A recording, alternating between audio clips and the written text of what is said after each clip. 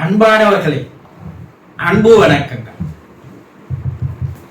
பிரபஞ்சத்தோடு உங்களால் மிக எளிதாக தொடர்பு கொள்ள முடியும்.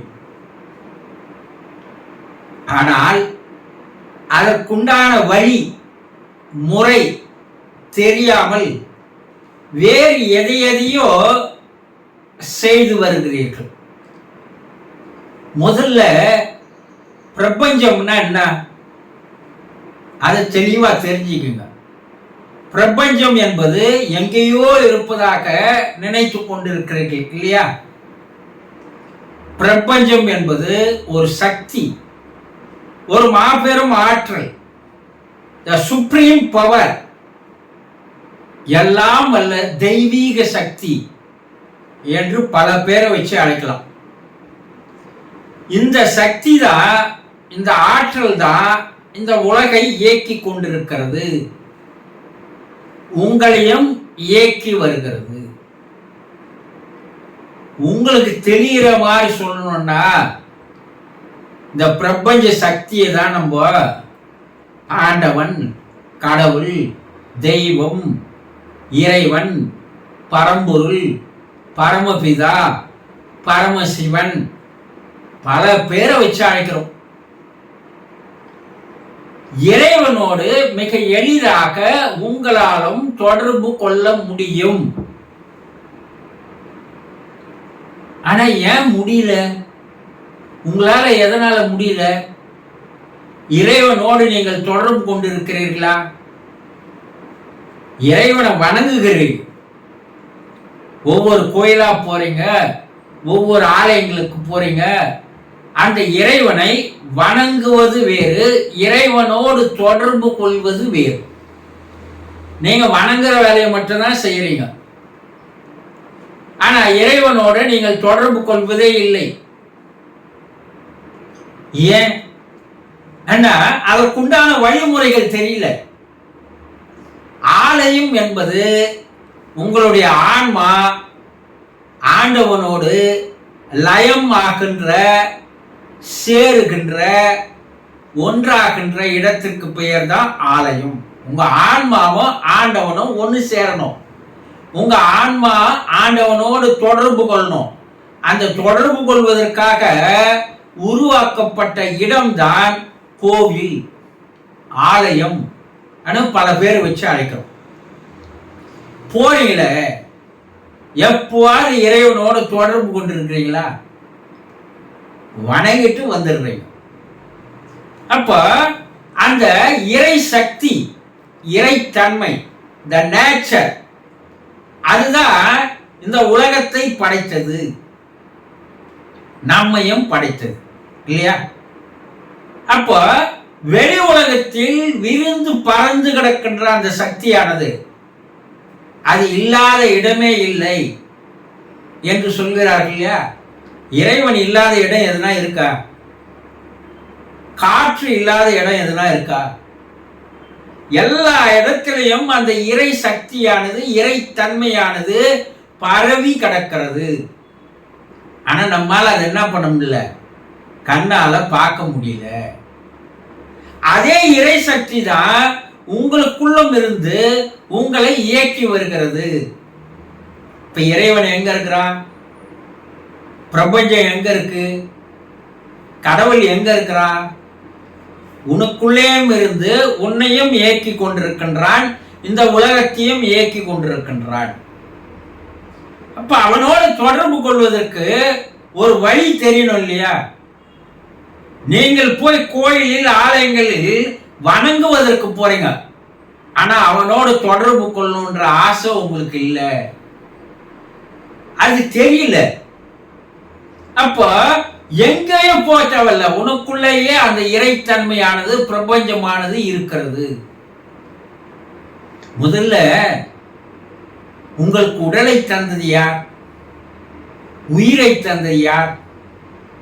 உள்ளத்தை தந்தது யார்? எல்லாம் அவன் தானே. அப்போ உங்களை இயக்கி வருவதும் அவன் தானே.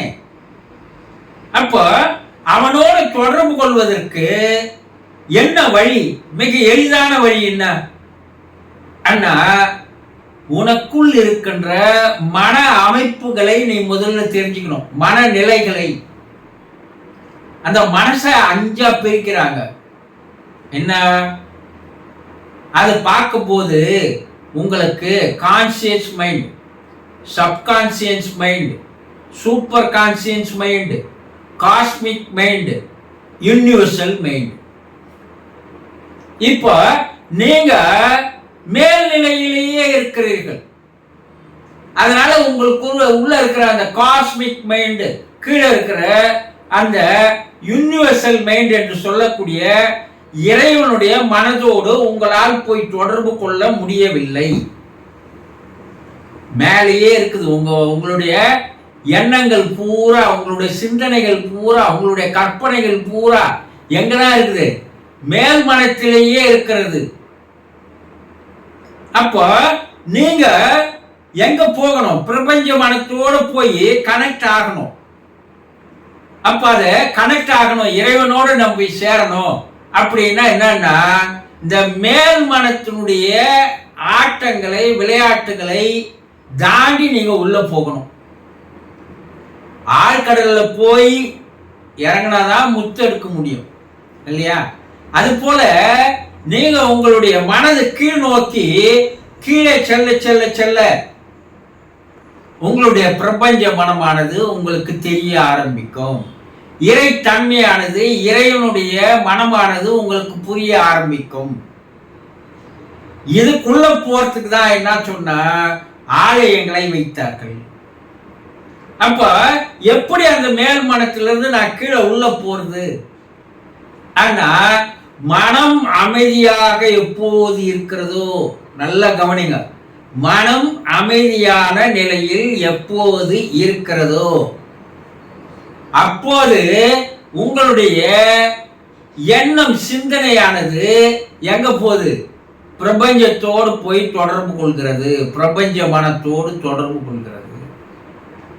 இதனால்தான் மௌனமே மகா யோகம்னு சொன்னாங்க சித்தர்கள். நீங்க என்ன பண்றீங்கன்னா, மன அலைகளோடு, மன எண்ணங்களோடு, மன சிந்தனைகளோடு எதையோ போட்டு குழப்பிக்கணும், எதையோ ஓட விட்டுக்கின்னு நீங்க போய் இறைவனோடு தொடர்பு கொள்வதற்கு போறதுக்கு பதிலாக இறைவனை வணங்கி விட்டு வருகிறீர்கள். இறைவனை வணங்குவா செய்றீங்க? கொஞ்சம் யோசனை பண்ணி பாருங்க. இறைவனை வணங்குவது என்பது கூட அங்க நீங்க செய்யல. இறைவன்கிட்ட போகும்போது என் கஷ்டத்தை தீர்த்துவை, என் குறையை தீர்த்துவை, என் கடனை தீர்த்துவை, என் பிரச்சனைக்கெல்லாம் ஒரு வழிகாட்டு. அங்க போய் என்ன பண்றீங்க? இருக்கிற பிரச்சனையெல்லாம் தூக்கி அவன் பேர்ல போடுறீங்க. இப்ப இறைவன் நம்மளை படைத்த போது உடலை கொடுத்தா, உயிரை கொடுத்தா, மனசை கொடுத்தா, அதற்கு மீறிய ஒன்றை, மகா சக்தியான ஒன்றை, அறிவையும் தந்தான். அதனால்தான் அறிவே ஆண்டவன் சொல்றாங்க. நீ இந்த அறிவை சரியான முறையில் பயன்படுத்தாமல் நீ பல பிரச்சனை சேர்த்துக்கின்னு இறைவன்கிட்ட போய் குறை சொல்லி கொண்டிருப்பதே உன்னுடைய நிலையாக இருந்தால் உனக்கும் அந்த இறைத்தன்மைக்கும் இடைவெளியானது மிக அதிகமாக வந்து விடுகிறது. மனசுல எப்ப எண்ணங்களோடு நீ போறியோ அப்போது நீ வணங்குவதால் எந்த பயனும் இல்லை. இப்போ மனசு என்ன பண்ணணும்? அமைதி நிலைக்கு எடுத்து செல்ல வேண்டும். அமைதியாக இருப்பதற்குண்டான பயிற்சியை செய்து கொண்டு அந்த ஆலயத்தில், கோயிலில் போனா கூட உன் மனம் என்ன ஆகணும்? அமைதியாக இருக்க வேண்டும். இந்த அமைதியான நிலையில தான் உன்னுடைய வேண்டுதல்கள், உன்னுடைய பிரார்த்தனைகள், நீ என்ன கேட்கணும்னு ஆசைப்படுறீங்க, பிரேயர், இது எல்லாம் பிரபஞ்சத்திற்கு கேட்க ஆரம்பிக்கும், இறைவனுக்கு கேட்கும். உங்களுடைய குறைகளையே அங்க போய் சொல்லாதீங்க. குறைகளையே சொல்லிக் கொண்டிருந்தால் உங்களுக்கு அவனுக்கு அந்த எண்ண குறைகள் எண்ணங்களை அதிகமாக்குகிறது, அது உங்களை பிரிக்க செய்கிறது. இதனால உங்களால் என்ன பண்ண முடியல? இறைவனோடு உங்களால் கனெக்ட் ஆக முடியல, தொடர்பு கொள்ள முடியவில்லை. அதனால்தான் உங்க பிரச்சனைகள், துக்கங்கள், துயரங்கள், வேதனைகள், கவலைகள் எந்த காலத்திலேயே நீ 1000 கோயில் ஏறி இறங்கினாலும் அது தீரவே தீராது. ஏன்னா நீ எதை ஒன்றை நினைக்கிறாயோ அதையே மனமானது அதிகமாக ஈர்க்க செய்கின்ற வேலையை செய்யும். நீ கவலையாவே போய் அங்க நின்னுன்னா கவலைகளையே கொண்டு வரும். துக்கத்தையே கொண்டு போனா துக்கங்களையே கொண்டு வரும். வேதனையை கொண்டு போனா வேதனைகளையே கொண்டு வரும். இந்த வேதனைகள் அதிகமாக அதிகமாக உனக்கும் இறைவனுக்கும் இருக்கின்ற அந்த இடைவெளியானது வெகுவாக அதிகமாகி கொண்டே போகும். நீ அவன்கிட்ட போய் கேட்க வேண்டிய அவசியம் இல்லை. அவனை கேட்டுதான் உனக்கு தரணும்ன்ற அவசியம் இல்லை. நீ அங்க போய் கேட்கிறன்னா நீ செய்த தவறுகளுக்கு உண்டான தண்டனையை நீ அனுபவிக்கிற. அதை போய் அவனை எப்படி தீர்த்து வைப்பான்? உனக்கு உடம்பு கொடுத்துவன், உள்ளத்தை கொடுத்துவன், உயிரை கொடுத்துவன். அவனுக்கு உனக்கு எது கொடுக்கணும்னு அவனுக்கு தெரியாதா? மரம் வச்சவன் தண்ணி ஊத்துவான்னு சொல்லுவாங்க. உன்னை இது வரைக்கும் உயிரோட வச்சிருக்கிறான், நல்ல உடம்பு கொடுத்துருக்கிறான் இல்லையா? அந்த உடம்புல உயிரை ஓட விட்டுருக்கிறான். உனக்கு எந்தவித உடல்ல நோய் இல்லாத வச்சிருக்கிறான். உன்னை வாழ வச்சுன்னு இருக்கிறான். இதுக்கெல்லாம் யார் காரணம்? அவன் கருணை தானே. அவன் தானே உனக்கு எல்லாத்தையும் கொடுத்துன்னு இருக்கிறான். உனக்கு எதை தர வேண்டும் என்பது அவனுக்கு தெரியும். நீ அங்க என்ன கேட்கணும்? அப்பா, எனக்கு இந்த பூமியில உயிரை கொடுத்தாய், உடம்பை கொடுத்தாய், மனதை கொடுத்தாய், அறிவையும் கொடுத்தாய். முதல்ல நான் உனக்கு அதை நன்றி சொல்றேன்ற ஒரு நல்ல வார்த்தையை நீங்கள் சொல்லி இருக்கிறீங்களா? இறைவனுக்கு யாராவது போய் நன்றி சொல்லி இருக்கிறீங்களா? கிடையாது. ஆனா அவன் எதை வேணாலும் கொடுக்கணும்னா நீ மூட்டையை சுமந்து கொண்டு போய் அந்த மூட்டையை இறக்கி வைன்னா அவன் என்ன பண்ணுவான்? உன்னை விட்டு விலகிதான் போவான். அப்போ மனம் அமைதியான நிலையில் நீ அமைதி ஆன உடனே அவன் என்ன பண்றான்? அவன் உன்னுள் வந்து விடுகிறான். உன்னுள் இருப்பவன் எழுந்து விடுகிறான், விழித்துக் கொள்கிறான். அந்த நேரத்தில் நீ நல்லதையே கேட்டால் அவன் தருவதற்கு தயாராக இருக்கிறான். அங்க குறைகளை தீர்த்துவை, கஷ்டத்தை தீர்த்துவை, வேதனையை தீர்த்துவை. நான் பண கஷ்டத்தில் இருக்கிறேன், எனக்கு பணம் கொடு, எனக்கு உடம்புல நோய் வந்துச்சு, நோய் தீர்த்துவை. அவன் பணக்காரனும் இல்லை, அவன் மருத்துவனும் இல்லை, அவன் மனோ தத்துவ அறிஞனும் அல்ல. நீ எதை கேட்கிறாய் என்பதை பொறுத்துதான் அவன் தருவதற்கு தயாராக இருக்கிறான்.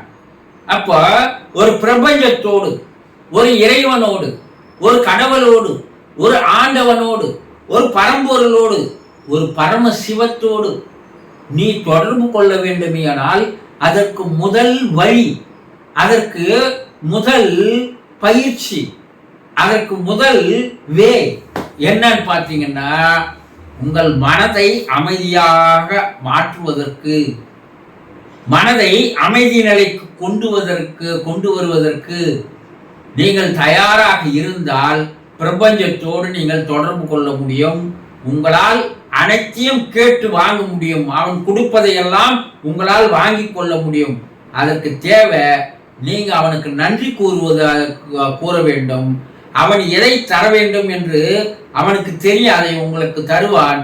நீங்களாக தேடிக்கொண்ட பிரச்சனைகளுக்கு போய் வழியை கேட்டீங்கன்னா அவன் தரமாட்டான். புரிஞ்சுக்கணும்? இந்த ஃபார்முலா தெரியாத, இந்த வழிமுறை தெரியாத எல்லாரும் கோயிலா போய் இறங்கினு இறைவன் கிட்ட எல்லா மூட்டையும் அழுக்கு மூட்டையை அவன்கிட்ட தூக்கி போட்டுன்னு இருந்தா உன் அழுக்கு மூட்டையெல்லாம் தோச்சு வெளுக்க வேண்டிய வண்ணானா அவன்.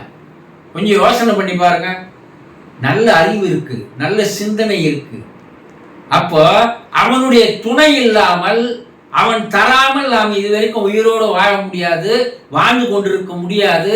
நம்மை வாழ வைப்பதும் அவன்தான். அதை சரியா புரிஞ்சுக்கின்னு அந்த பிரபஞ்சத்தோடு உங்களால் தொடர்பு கொள்ள முடியும். அதற்கு உங்கள் மனதை முதல்ல அமைதியா எடுத்துட்டு வருவதற்குண்டான சூழ்நிலை, சந்தர்ப்பங்களை, பயிற்சிகளை நீங்கள் கையாளுங்கள். சந்தோஷம்.